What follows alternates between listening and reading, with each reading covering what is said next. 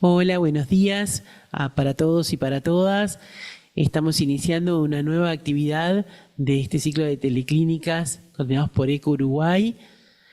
Les damos nuevamente la bienvenida a este programa de COVID prolongado y otras condiciones postinfecciosas del programa ECO América Latina para América del Sur. Vamos a iniciar una nueva actividad del día de hoy.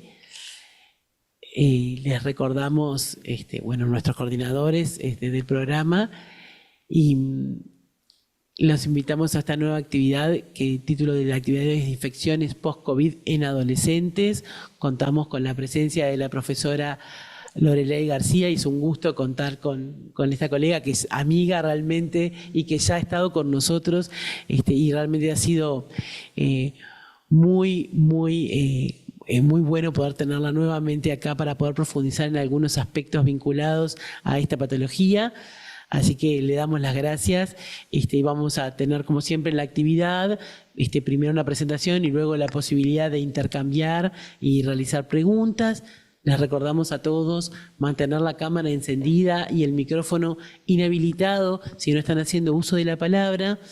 Recordarles que la actividad cuenta con traducción simultánea para español y portugués y que pueden seleccionar su idioma en el menú inferior y que si quieren hacer uso de la palabra pueden levantar la mano para solicitarla o utilizar el chat. Les damos entonces nuevamente la bienvenida, les agradecemos a todos y le vamos entonces a dar la palabra a la profesora Loreley García. Bienvenida. Buenos días para todos y para todas. Como dije, un placer para mí poder intercambiar y compartir esta actividad con todos ustedes, que, obviamente en este ciclo de vida las especificidades existen y es lo que vamos a recorrer juntos, como para llevarnos algunos tips, ¿no?, para mejorar nuestras prácticas clínicas, sobre todo en lo que es la detección y prevención, en lo que es la evolución de las enfermedades infecciosas post-COVID en este ciclo de vida. Para comenzar, dos aspectos importantes, que es lo que vamos a recorrer durante la presentación, es que muchos autores han seguido estudiando, sea a través de metaanálisis, sea a través de cohortes, ¿no?, de población, durante por lo menos 4 o 5 años, post pandemia, y lo que sí proponen e identificaron es que cambió la epidemiología infecciosa adolescente, pero más que por el propio microorganismo, sino que por disrupción de los servicios, la vacunación, la circulación viral y conductas sociales que por un nuevo perfil único de las infecciones. Esta hipótesis es muy importante, que es la que vamos a ir trabajando y mirando juntos durante la presentación. El otro aspecto importante es que la epidemiología depende de la edad. No es lo mismo la prevalencia de infecciones en la adolescencia temprana, menor de 15 años, donde las respiratorias y las inmunoprevenibles son las que predominan, a la adolescencia tardía, donde ya aumentan otro tipo de infecciones, como es la tuberculosis, asociada a vulnerabilidad social y exposiciones conductuales, al igual que las enfermedades de transmisión sexual. Por ende, la pregunta que nosotros nos hacemos es: ¿qué fue lo que cambió en el perfil epidemiológico post-COVID en la adolescencia? Y para poder contestarnos esta pregunta, me parecía como interesante reforzar lo que es el concepto epidemiológico, ¿no? Que la situación post-COVID mostró cambios, no solamente en el comportamiento social, sino en la circulación viral, en el acceso sanitario, y eso determina una modificación en la epidemiología, ya sea viral, bacteriana. Sobre todo, no podemos como separar lo que es la infancia y adolescencia, ¿verdad? Porque entre 9 y 10 años no cambia nada y están incluidos los niños, al igual que los adolescentes, por más que las conductas propias de la adolescencia son las que van de la mano con este cambio en modificar lo que es la epidemiología. Pero a 6 años de la pandemia, nosotros fuimos a averiguar y leer, y bastante, para ver qué dice la evidencia, qué nos sugiere en adolescentes. Entonces, lo que muchos autores coinciden es que hay una nueva ecología infecciosa, ¿no? Y que no es solo por el post-COVID, sino porque acá no podemos dejar de hablar de la interacción entre lo que es el cambio climático, las secuelas sociales que determinó la pandemia, la obesidad, la salud mental y las brechas vacunales. Por ende, esta nueva ecología es lo que nosotros vamos a ir describiendo junto con la evidencia en cada una de nuestras preguntas disparadoras para poder llevarnos estos tips, ¿no?, que yo decía hoy inicialmente para mejorar nuestras prácticas clínicas. Entonces, el primer estudio que se llevó a cabo, sobre todo en esto de los cambios, sí o no, en el espectro de los patógenos respiratorios, que es la enfermedad infecciosa más frecuente que se ve en los diferentes ciclos de vida, pero que en este en particular ha aumentado sobre todo a partir del 2002 hasta el 2026 el número de adolescentes que se hospitalizan por infecciones severas respiratorias post-COVID.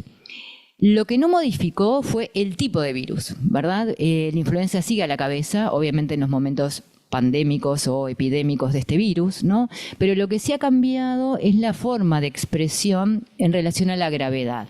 Acá también tenemos hay distractores importantes acá que nos van a hacer analizar otros diferentes artículos, ¿verdad? Uno es este ciclo de vida, 10 a 19 años, se vacuna, no se vacuna, ¿no? Ese es un problema que tenemos, la cobertura vacunal, sobre todo en los adolescentes más que en los niños, ¿verdad? Pero también no nos olvidemos que hay adolescentes que tienen enfermedades crónicas, por ende el factor de riesgo de mala evolución sí lo tienen, como dijimos hoy, la obesidad.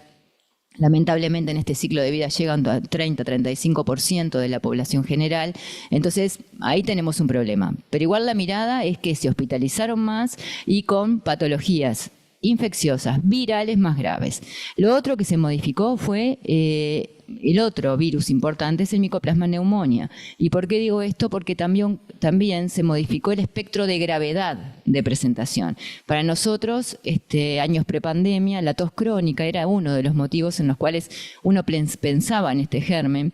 Y más allá de que se corrió la edad de presentación, porque cada vez vemos niños más pequeños, en la adolescencia es ese plus que le da este germen, ¿verdad?, con neumonias importantes, neumonias que se complican con derrame pleural, cosa que ese perfil no lo veíamos en años anteriores.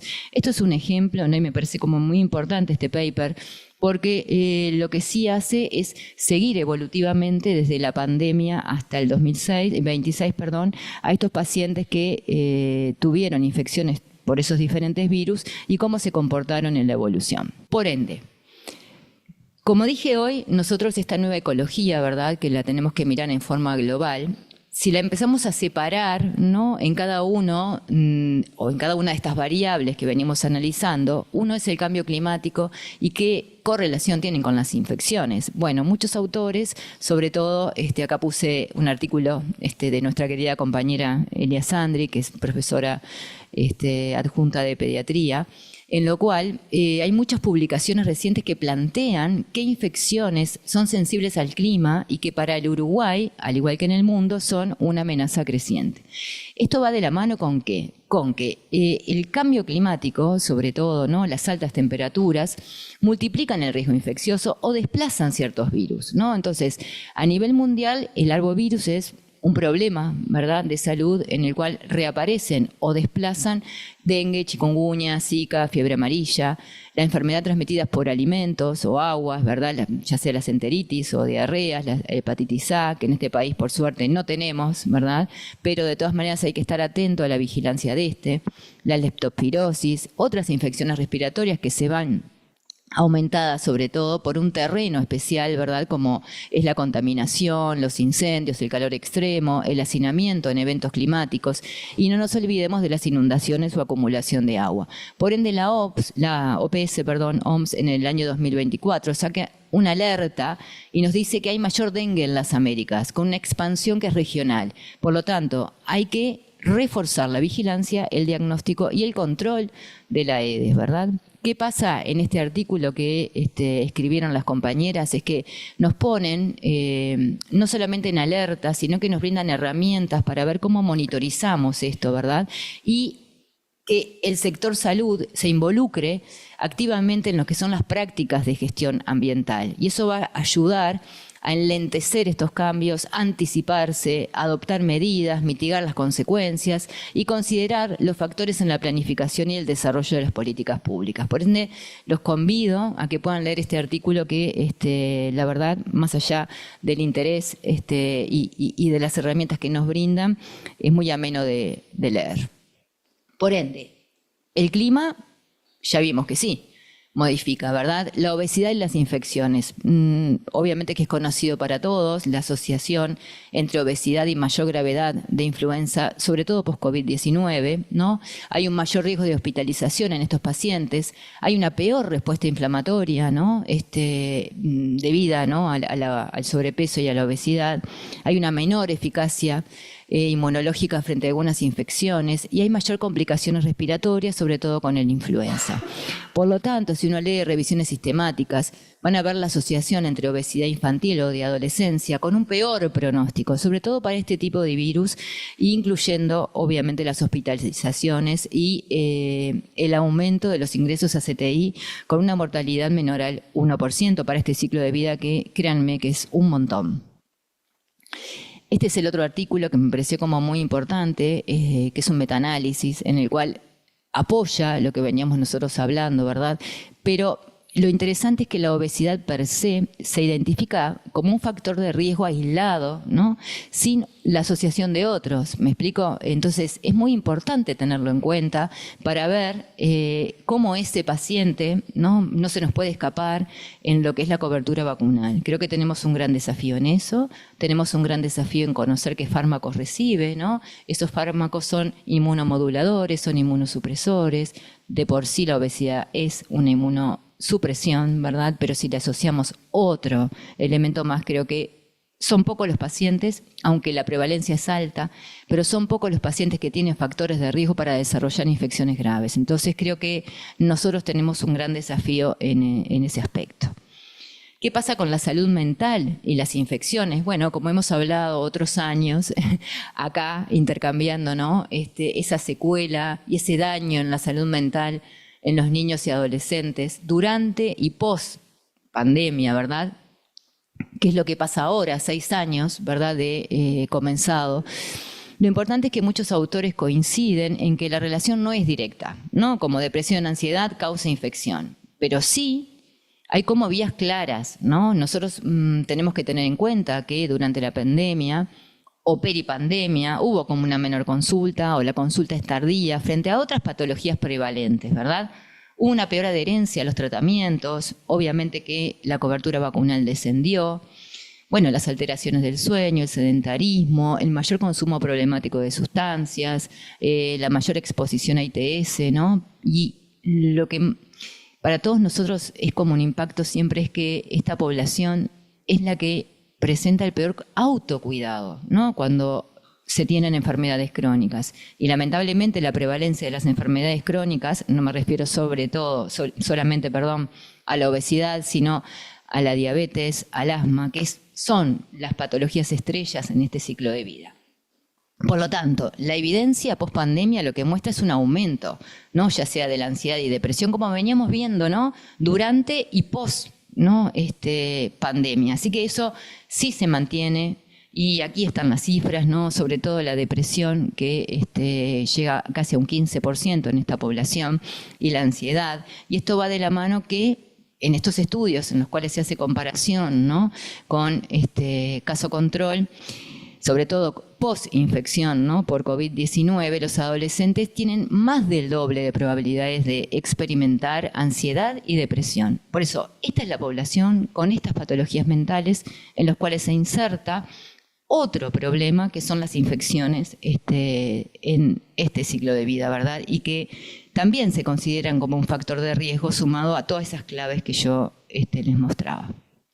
Por ende, este es otro de los estudios que me pareció como muy importante compartir con ustedes, que en realidad esta población con estos problemas de salud mental es la población que recibe más fármacos, sobre todo psicofármacos que van de la mano con alteraciones comportamentales, ¿verdad? Alteraciones en lo que es el ciclo de vida y la calidad de vida de estos pacientes, en los cuales no se exponen tanto a nivel social. Recordemos que en este ciclo de vida el intercambio con pares, el poder tener encuentros, va de la mano con esto que fortalece, ¿no?, lo que es el intercambio y el forjar su identidad, sobre todo, ¿no?, compartiéndolo. Y estos pacientes están deprimidos, están ansiosos, reciben psicofármacos, no duermen, o sea, todo ese ciclo lo que hace en forma indirecta es inmunodeprimirlos y obviamente predisponen a las infecciones. Cuando uno habla de inmunizaciones y reemergencia, no nos olvidemos de un tema muy importante, como decía hoy. Creo que el ejemplo más claro es la inmunización contra la influenza, ¿verdad? La verdad que si uno mira las indicaciones, en este ciclo de vida sobre todo es cuando se tienen enfermedades crónicas. Eso es la obligatoriedad, entre comillas, porque no es una vacuna que sea obligatoria, pero sí para todo el equipo de salud. Tiene una recomendación y una recomendación muy fuerte, sobre todo en los pacientes que presentan enfermedades crónicas. Por lo tanto, seguimos con brechas vacunales post-pandemia, ¿no?, lamentablemente, y la OMS en el 2025 pone en alerta que lamentablemente hay 14.3 millones de niños y adolescentes que aún mantienen 0 dosis, ¿no? Y acá sí me parece como importantísimo, ¿no?, que 0 dosis en la cobertura de sarampión, o sea, es por debajo de los niveles prepandemia, ¿no? Y el HPV que aún mantienen, ¿no?, con cifras insuficientes.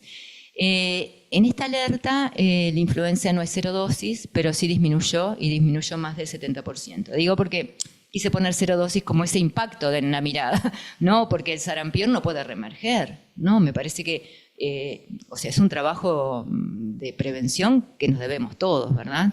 Pero de todas maneras, recordemos que lamentablemente, ¿no?, cuando uno baja los brazos en relación a la cobertura vacunal, obviamente que hay más riesgo de sarampión, tos convulsa, bueno, hepatitis B, meningo, varicela, ¿no?, y los brotes escolares que ya hemos visto, ¿no?, lamentablemente tanto en el meningo como en otras infecciones, ¿verdad?, lamentablemente virales, como es la varicela. Entonces me parece que son enfermedades inmunoprevenibles a lo cual nosotros tenemos que vigilar y tenemos que evitar que esto reemerja.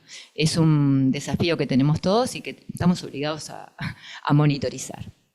Entonces, esto me pareció interesante traerle, solo para que vieran que luego de esta alerta del 2025, ¿no?, la OMS OPS lo que hace es implementar una agenda de inmunización desde el 2025 al 2030 con desafíos importantes. Entonces tienden a llevar 0, ¿no? O sea, no existe que no tengan una dosis por lo menos de sarampión, ¿no? Recordemos que la triple viral se da al año de vida, ¿no?, con un refuerzo a los 15, por eso luego nosotros no revacunamos, ¿verdad? Pero a nivel mundial, obviamente cada país tiene, ¿no?, su plan ampliado de inmunizaciones, pero me quería referir como al Uruguay, ¿no?, que es la instancia, al igual que a los 5 años, o sea, 1, 15, 5, eso para nosotros es la cohorte de niños que tenemos que seguir y que no puede ser que no tengan las dosis, ¿no?, de esta enfermedad severísima que es inmunoprevenible, ¿no?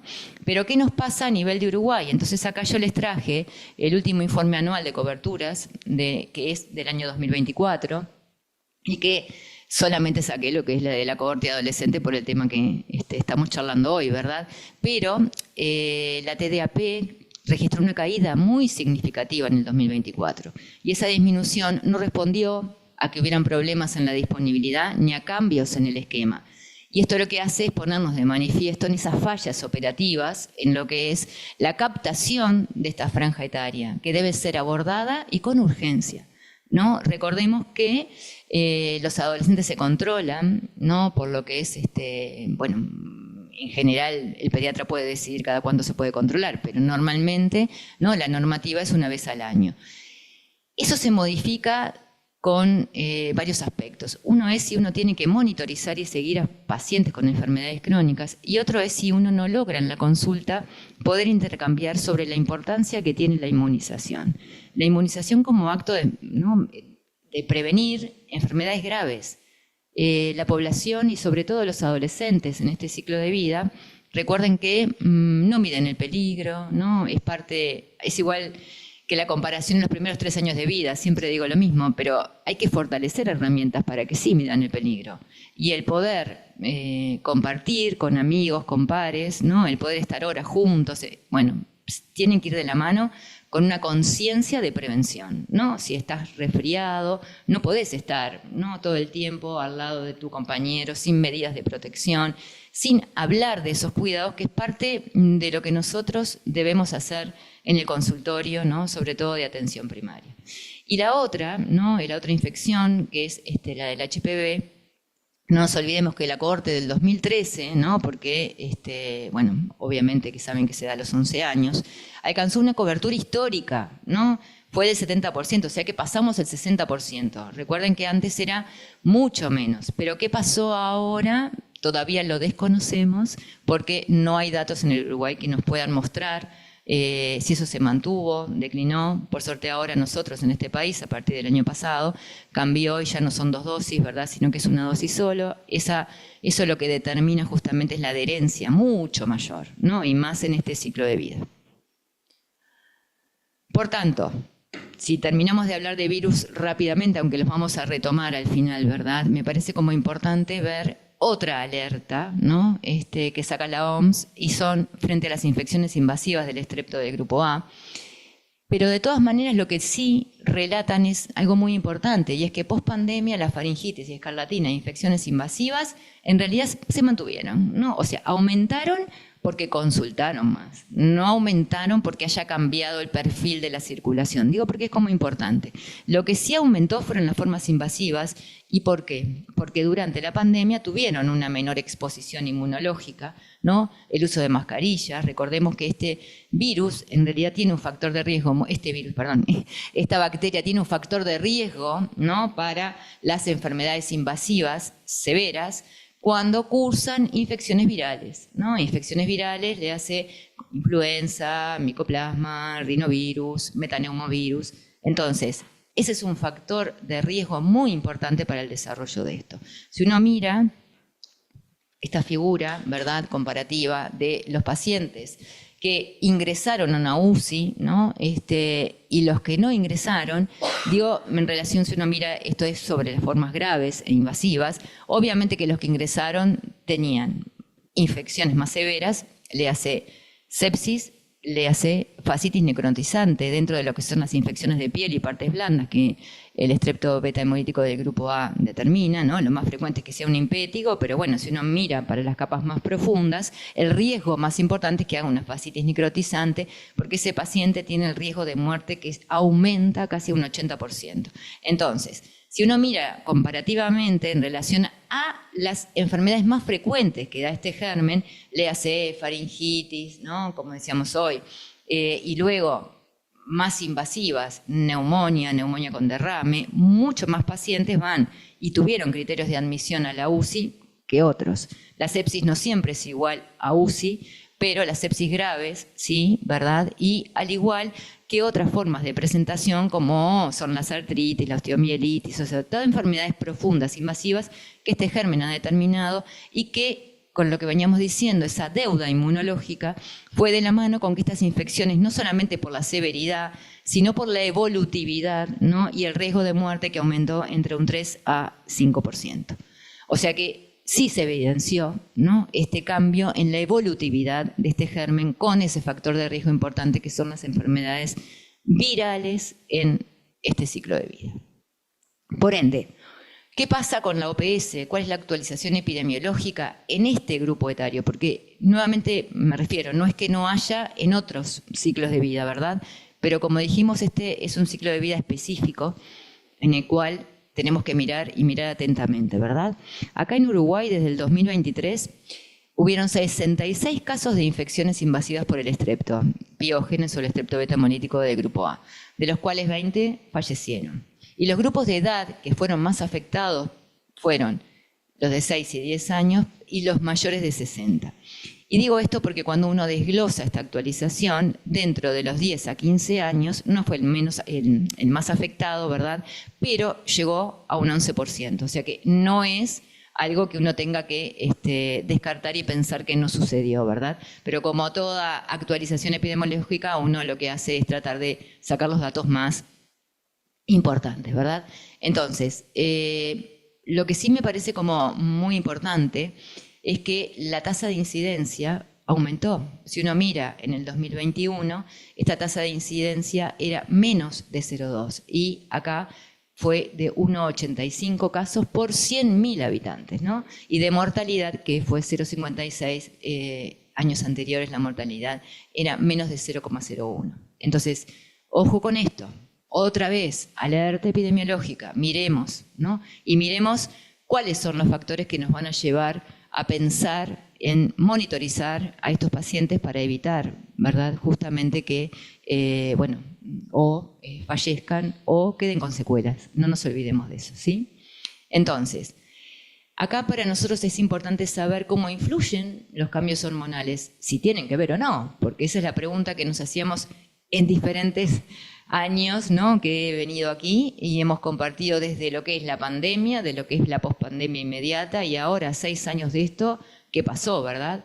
Entonces, acá me parece que es importante este concepto de remodelación inmunológica.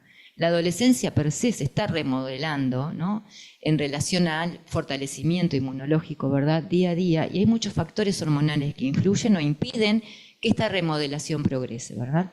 Recordemos que tanto los estrógenos, que obviamente que son las hormonas, ¿no?, que lo que hacen justamente es fortalecer el aumento de los anticuerpos, obviamente que van de la mano con respuestas inflamatorias que van a ser diferentes. Y acá el sexo sí es muy importante porque la carga estrogénica es mucho mayor en la mujer, ¿no?, sobre todo puberal, a prepuberal, que en el varón, ¿verdad? Entonces, ahí tenemos un problema, ¿verdad? La testosterona, a su vez, puede tener efectos inmunomoduladores y puede disminuir algunas respuestas inflamatorias, cosa que vemos más en el varón, como en intervenciones anteriores, si ustedes bien recuerdan, durante el COVID y el post-COVID, ¿no?, en realidad, por más que el impacto, ¿no?, en enfermedades graves como el SIM, por ejemplo, era menor en este ciclo de vida, el perfil, o sea, inmunológico del sexo biológico fue como un factor importante y los varones, ¿no?, aunque el porcentaje fue poco, fueron los que tuvieron más enfermedades graves, ¿verdad?, y post-COVID. Y eso tiene, obviamente, una explicación hormonal que el aumento de la testosterona fue uno de los elementos que se pudo comprobar en diferentes estudios, ¿verdad? Y la hormona de crecimiento va de la mano con esos cambios metabólicos y obviamente eso va de la mano con una regulación inmune. No es lo mismo la adolescencia prepuberal que puberal o pospuberal. Y ahí tenemos que ver otros factores ambientales que influyen, como bien sabemos todos. No se explica solo desde el punto de vista de la estimulación al eje hipotálamo hipófiso gonadal, sino la epigenética, sino lo ambiental, y esto que veníamos viendo, ¿no?, sobrepeso, obesidad, cambios climáticos, cambios en relación a lo que es la alimentación, o sea, hay como otros factores, no se puede mirar solo esto, ¿no?, de que directamente la adolescencia y la carga hormonal es lo que determina que las infecciones sean más severas. Digo, ese concepto es como importante porque no es el motor principal o la razón de estos cambios, ¿sí? Pero puede explicar algunas cosas, como es la susceptibilidad de algunas infecciones, la gravedad en lo que son las enfermedades inflamatorias, porque no nos olvidemos que lamentablemente los niños y adolescentes cada vez más tienen enfermedades crónicas, ¿no?, que son más allá de lo infeccioso, ¿verdad?, sino que lo que sí es importante saber, ¿no?, que cada vez más tenemos pacientes con enfermedades inflamatorias, ¿no?, crónicas, enfermedades autoinmunes, y entonces eso nos perfila con un paciente inmunodeprimido que tiene mucho mayor riesgo que la población que no presenta estas enfermedades.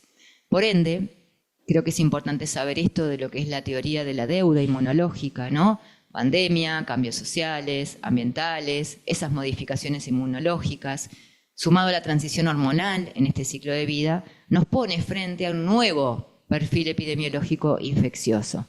Pero el fenómeno es mucho más complejo y acá empezamos a preguntarnos, ¿hay cambios en los tipos de patógenos? ¿Hay cambios en la gravedad, en la expresividad, en la temporalidad y en la interacción entre estos dos problemas que veníamos viendo sumado al retraso vacunal, ¿no? Le hace la obesidad, la salud mental y el retraso vacunal. Por ende, vieron que siempre estamos como llenando y hablando del mismo círculo. No podemos separar la edad cronológica de todos estos fenómenos que vienen ocurriendo post-pandemia. Por ende, uno tiene que saber y tener claro cuáles son esos factores de riesgo para desarrollar infecciones en este ciclo de vida. Y acá nuevamente retomamos cosas que ya veníamos hablando, pero que son importantes que uno no lo fije, que son los factores biológicos, los propios de la adolescencia, y los factores ambientales y sociales. Por tanto, dentro de los factores biológicos ven que nosotros tenemos a lo que es la obesidad, las enfermedades crónicas y la inmunidad posinfección. Esto lo que sí hace es reunir una base fisiopatológica que es la inflamación crónica, ¿no?, en estos pacientes, y que van a determinar alteraciones tanto en las respuestas inmunológicas innatas o adaptativas, y los va a predisponer a una mayor gravedad para esas infecciones, ¿verdad? Pero si uno habla de lo que es, como decíamos hoy, para nosotros las enfermedades crónicas, el asma o la enfermedad pulmonar crónica y la diabetes son los que van a la cabeza, ¿no? Las cardiopatías congénitas, bueno, no es la frecuencia, lamentablemente hay cardiopatías congénitas, pero no toda cardiopatía congénita, determina un mayor riesgo de infecciones, ¿no? Son las de hiperflujo pulmonar y en realidad se corrigen en etapas precoces de la vida, por ende cuando uno llega a esta etapa ya no es un factor de riesgo, ¿no?, que uno diga, bueno, tengo que mirarlo diferente. ¿Me explico? Obviamente que las adquiridas sí, ¿no?, como las miocardiopatías dilatadas, posinfecciones, ¿no?, que hemos visto, sí, poco frecuente, post-COVID, pero sí, sí han visto, ¿verdad? Y obviamente las inmunodeficiencias, y acá me detengo 2 segundos, no el HIV per se solo, sino las que no son HIV y las farmacológicas, ¿no? Nosotros acá tenemos una población que tenemos que cuidar y monitorizar, como son estas que yo les decía, ¿no?, las enfermedades autoinmunes, las autoinflamatorias, que reciben inmunomoduladores e inmunodepresores en forma crónica, le dan corticoides, ¿no?, en cada empuje. Eso genera una inmunodepresión en la cual uno tiene que estar atento, ¿verdad? Y lo que es la inmunidad posinfección, que obviamente también va de la mano con esa inflamación persistente y la alteración que tienen todos en la respuesta inmune, junto con una reactivación viral que había estado quiescente o latente, ¿no? Porque hay muchos virus que han estado quiescentes, le hace como la varicela zoster, y que ahora nosotros estamos viendo, ¿no?, nuevamente una reactivación. Y eso también es importante a la hora de estar alertos. Después, con estos factores propios, es lo que decíamos nosotros hoy. Las hormonas per se no explican, ¿no?, este riesgo mayor de adquirir infecciones, pero sí nos dejan una respuesta inflamatoria crónica, ¿no? Entonces, recordemos que si sumamos eso a la privación del sueño que tiene esta población, que es otro problema de salud que tenemos, ¿no?, el uso de pantallas, el poco, por eso digo, sueño de calidad, ¿no?, en el horario que debe ser, porque eso también lo que hace es desregular el eje hipotálamo hipófiso gonadal y por ende también, ¿no?, disminuye lo que es la inmunidad celular.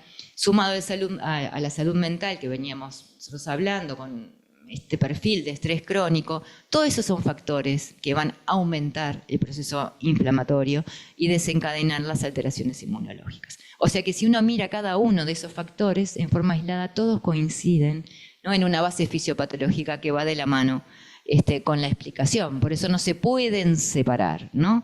Entonces, en lo que es lo ambiental, la contaminación ambiental, como veníamos hoy, el retraso vacunal o no, porque hay muchos pacientes que lamentablemente ya no reciben vacunas, ¿no? Más allá del retraso, digo que eso también es una alarma, ¿no?, que tenemos que tratar de que no suceda, y los determinantes sociales, como todos sabemos, lamentablemente el hacinamiento, las dificultades en la población de bajos recursos, sobre todo, ¿verdad?, que lamentablemente tenemos y mucho, ¿no? Dificultades nutricionales, más obviamente que a nivel socioeconómico. Por ende, las infecciones en adolescentes tenemos que recalcar que cambió el perfil infeccioso. No solo aumentaron, sino que se modificaron los patrones de circulación, estacionalidad, edad y gravedad. Hay una reconfiguración epidemiológica con todo esto que veníamos diciendo, ¿verdad? Entonces, esta etapa post-COVID evidenció un nuevo escenario infeccioso en la adolescencia. para nosotros las infecciones post-pandemia requieren este enfoque y esta mirada, que es el enfoque sindémico, ¿no? Que es el cambio climático, lamentablemente la pobreza, y acá sí me parece que es importante mirarlo como país, como región, ¿no? Porque no nos pasa lo mismo que a otros países, ¿verdad? La vulnerabilidad, la obesidad, la salud mental, el retraso vacunal, toda esa circulación viral alterada, eso nos va a determinar lamentablemente el mayor riesgo en relación a lo infeccioso y mayor gravedad. Lo que sí Uruguay se trazó para de ahora al 2030 son los ejes de vigilancia más relevantes para arbovirus, dengue, infecciones respiratorias, la tuberculosis, la hepatitis. Esperemos que no reemerja la hepatitis A, ¿no? Que sabemos que es una enfermedad erradicada en el Uruguay. El coqueluche, el sarampión, el importado, ¿no? El virus de Epstein-Barr y el estrepto, como decíamos. Por ende, el recorrido rápido que quiero hacer con ustedes es en cada una de estas infecciones que son como específicas en este ciclo de vida. Entonces, Mycoplasma pneumoniae, lamentablemente, era uno de los virus que para nosotros, en la etapa pandemia, estaba como quiescente, ¿verdad? Post pandemia se empezaron a ver cada vez más casos, pero cada vez más casos de enfermedades respiratorias severas, le hace neumonias complicadas con derrame, ¿no? Neumonias que culminaron luego en coinfecciones bacterianas y terminaron en neumonias necrotizantes. Este artículo lo que hace justamente es un metaanálisis, ¿no? Y lo que hace justamente es mostrar, ¿no? Peri y pospandemia este cambio en el perfil de este virus y en qué población. Y los invito a leerlo, que lamentablemente es en población de riesgo, como veíamos hoy, ¿no? ¿Qué pasó entonces con el rinovirus? Para nosotros las infecciones por rinovirus eran infecciones no graves, ¿verdad? Resfríos, sobre todo infecciones respiratorias altas. Pero este virus se ha comportado, ¿verdad?, como un virus respiratorio al cual nosotros le tenemos mucho respeto. ¿Por qué? Porque se ha visto cada vez más en los asmáticos con infecciones respiratorias bajas, que los ha llevado a una insuficiencia respiratoria, ¿no?, severa, que han requerido muchos de esos días en CTI con intubación orotraqueal.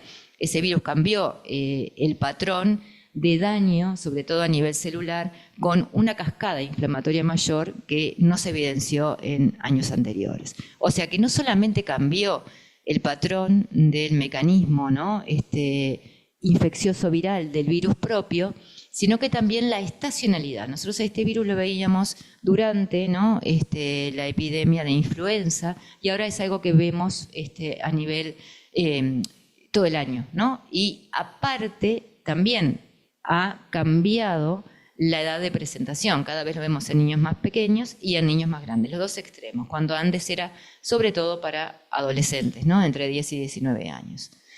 Y luego, si uno mira la influenza y el SARS-CoV-2, para nosotros también es un problema. ¿Por qué? Porque hemos descuidado al SARS-CoV-2. Ahora, lamentablemente, y en este paper que también me parece importante que lo lean, nos muestran la relación entre los niños y adolescentes que recibieron, ¿no?, inmunización contra el SARS-CoV-2 en el momento de pandemia, pero que a su vez dejaron de inmunizarse, ¿no?, año a año, al igual que la influenza. Eso determinó un escenario nuevo, ¿verdad?, en la cual para nosotros, ¿verdad?, en estos 2 últimos años vemos como un patrón en aumento de las hospitalizaciones, no solamente por influenza, sino por SARS-CoV-2. Digo porque todavía no encontramos artículos uruguayos que demuestren esto, pero es la percepción y es lo que también, digo, sé que hay gente de infectología que está estudiando el tema y que rápidamente nos van a presentar, ¿no?, el trabajo y vamos a poder sacar conclusiones. Y si nos pasamos a las infecciones bacterianas, es lo que hablábamos hoy, el estrepto beta hemolítico del grupo A.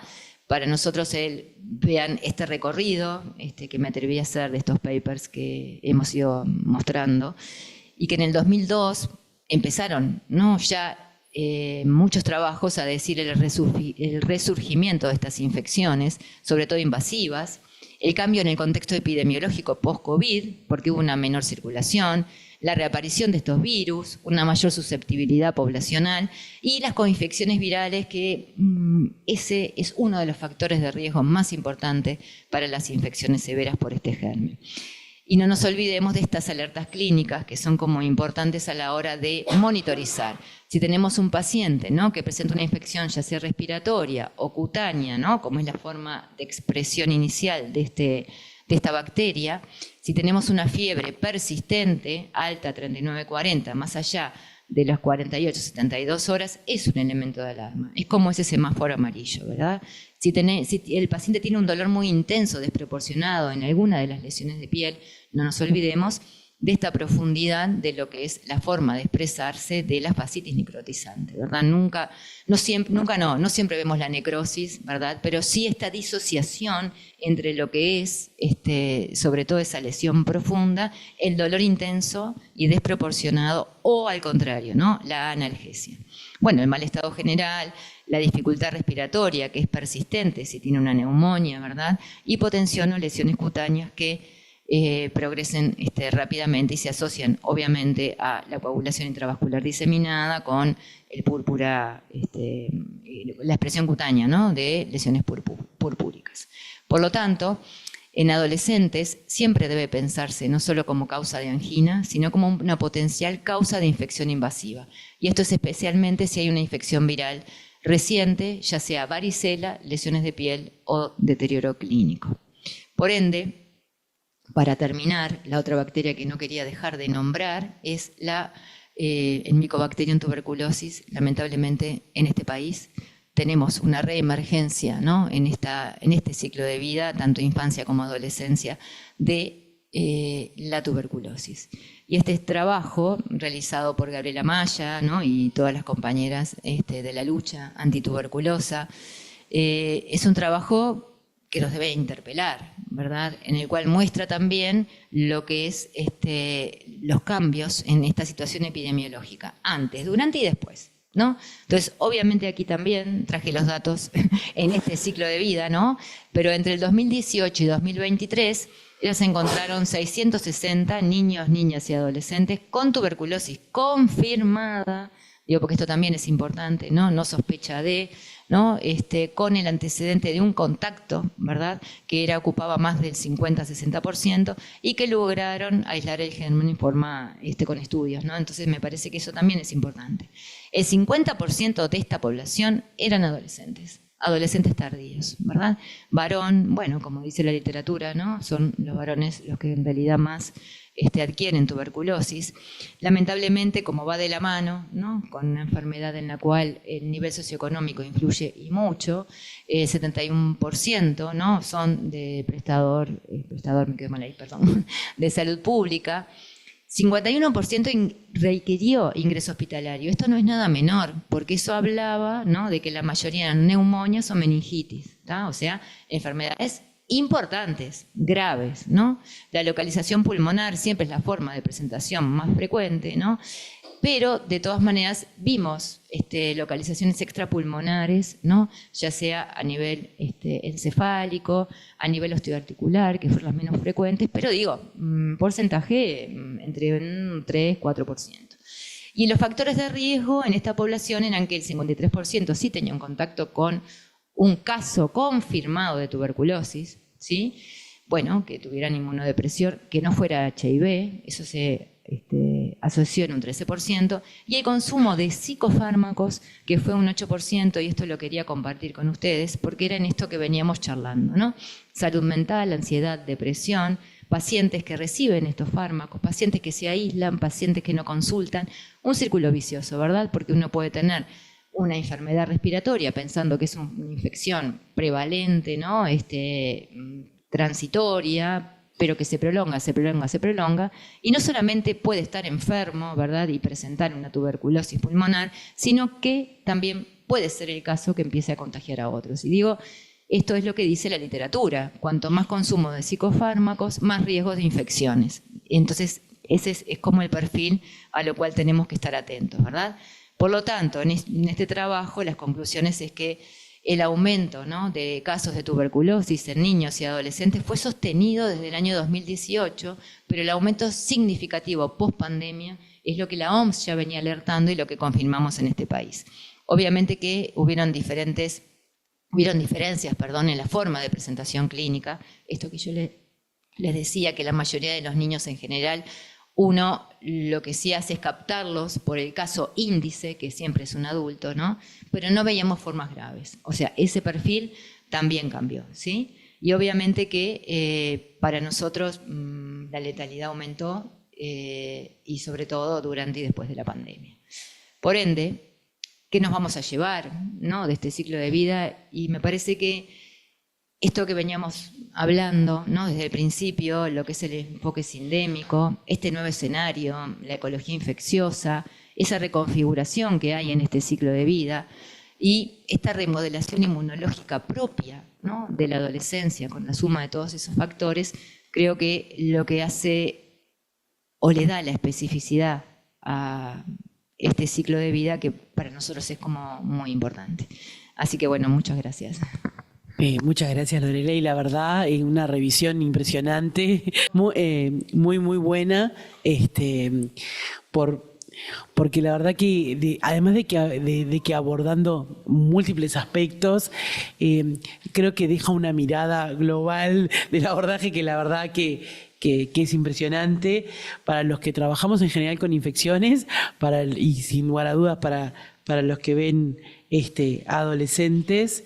La verdad que excelente la revisión y puesta a punto con, bueno, como decía, con un análisis profundo que permite pensar otras cosas, ¿no? Desde la visión que tiene que ver con el cambio climático y cómo eso impacta y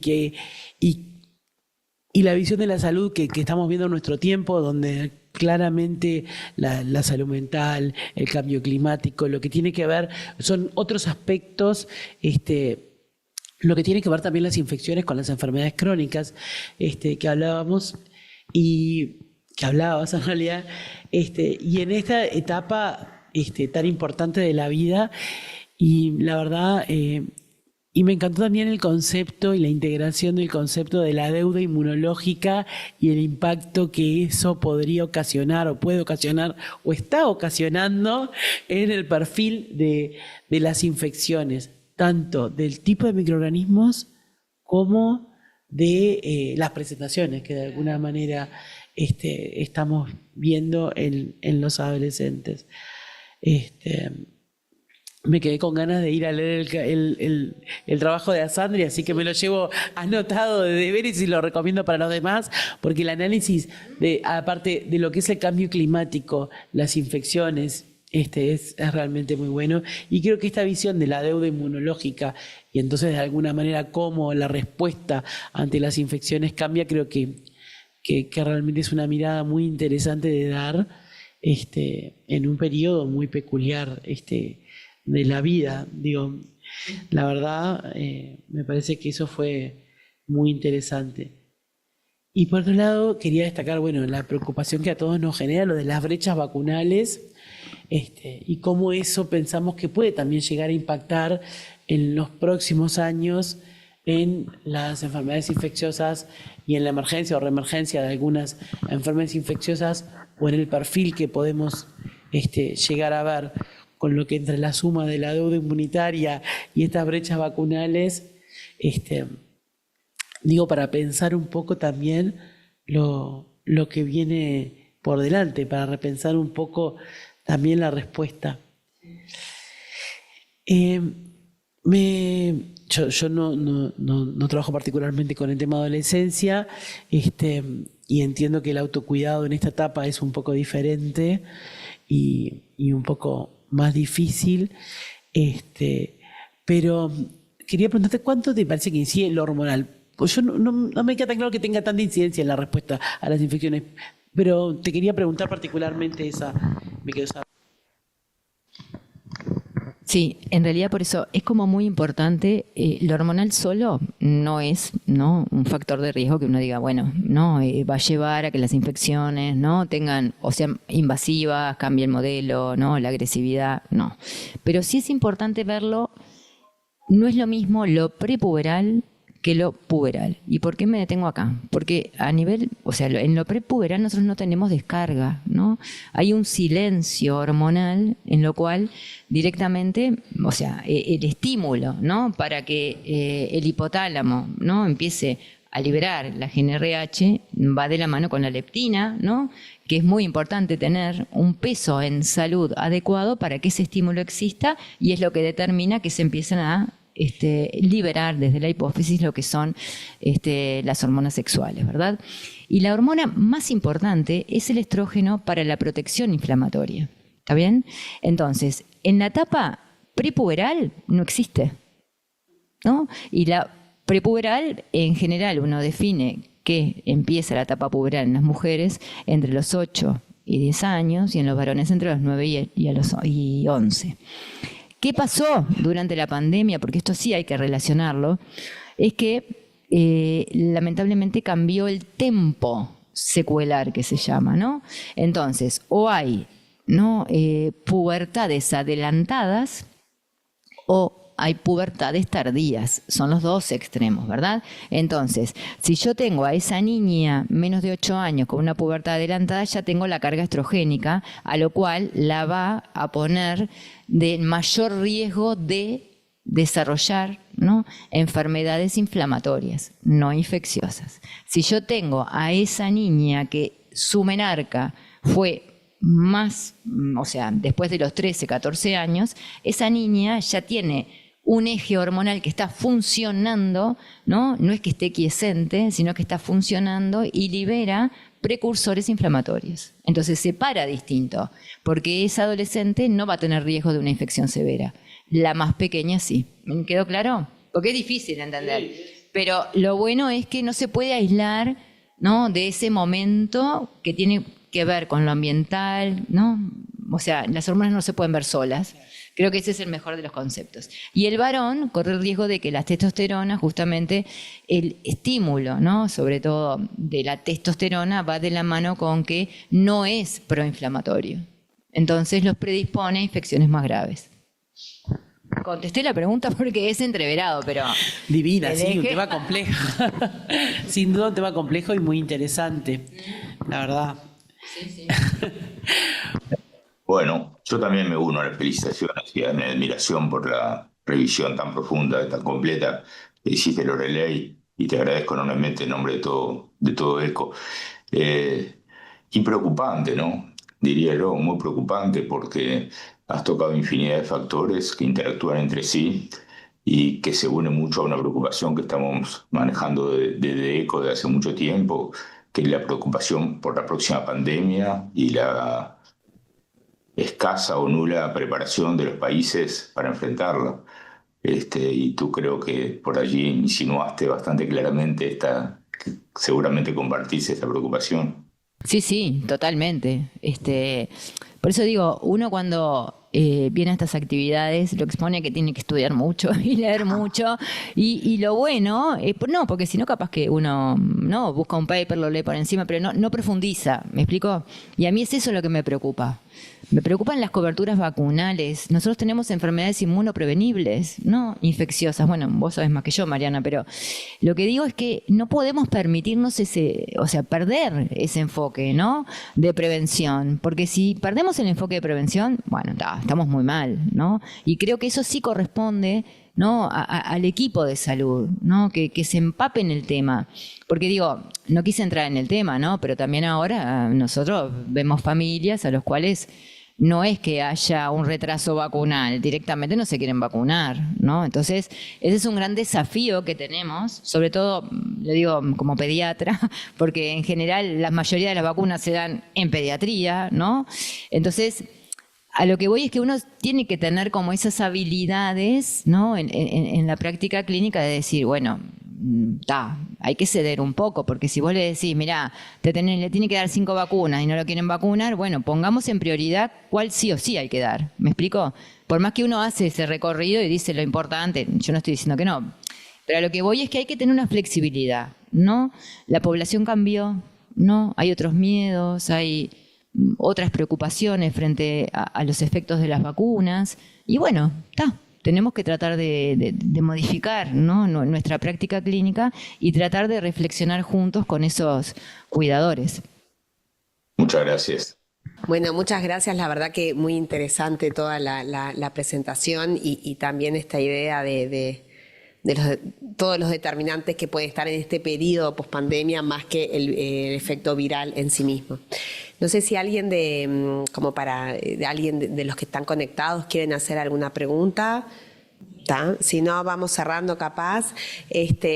Recordar que tenemos en las siguientes semanas nuevos encuentros, nuevas teleclínicas.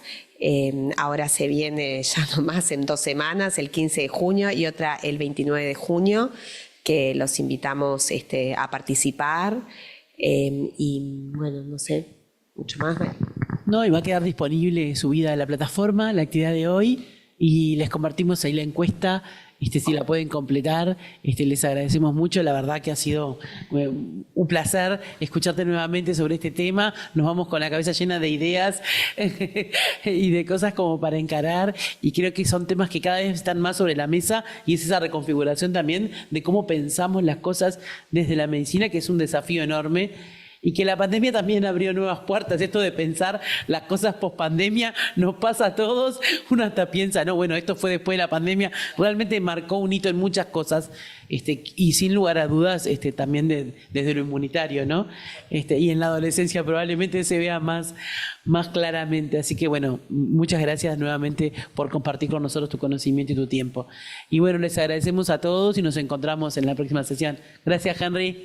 Gracias a ustedes, gracias a todos los que participaron. Nos vemos pronto.